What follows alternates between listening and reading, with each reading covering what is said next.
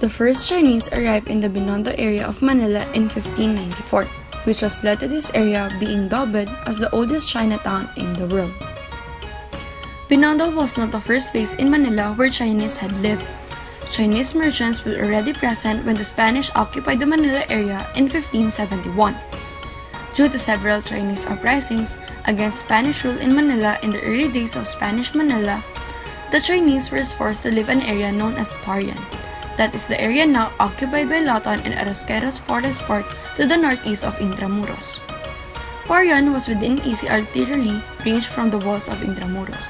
Thus, the Spanish rulers believed that compelling the Chinese to live there would prevent any further uprisings.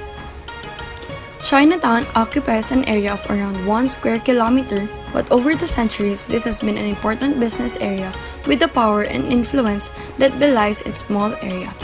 Some of the key places in Manila's Chinatown include the Plaza San Lorenzo Ruiz, the Binondo Church, and the street known as Escolta, which used to be known as the Wall of Street of the Philippines. Chinatown has 3 Chinese-style friendship arcs. Under the Chinese calligraphy of the signs hanging above its narrow streets, you will see a lively area of small apartments and typical Chinese businesses.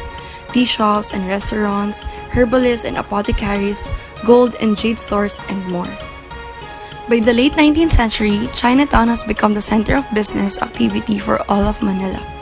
This economic activity involved ethnic Chinese, including the Sanglis, the Chinese Mestizos, Mestizos de Sanglias, and Spanish-born in the Philippines.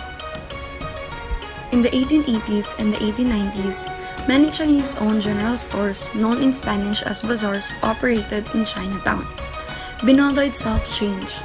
Though its residents went on to embrace colonial culture, they never dared to forget their roots. Incense burned in front of the Virgin Mary in Binondo Church. Artisans plied their craft and wove lions and chrysanthemums in their stonework and embroidery. Food became a staple of the Chinese Filipino, with lumpia, tikoy, pancit, mami, and so many other dishes still enjoyed today, as its center was Ongpin Street as enduring reminder of Chinese heritage in Binondo. Economics shaped the face of Binondo.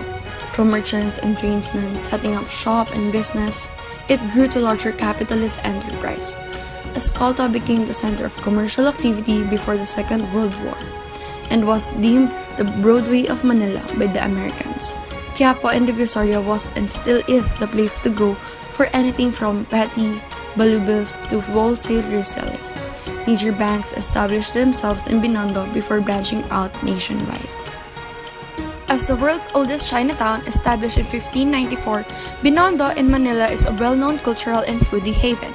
Here, you can find lots of authentic hole-in-the-wall establishments serving everything from flashy Cantonese-themed Laureate meals to homey Hokkien-style Chinoy cooking.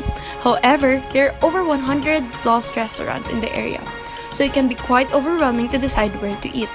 For us, we only chosen 4 restaurants and tried their best-seller food.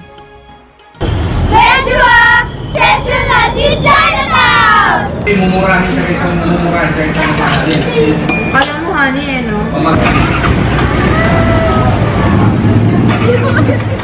Maganda na talaga siya. Lasang milk tea! Lasang milk tea!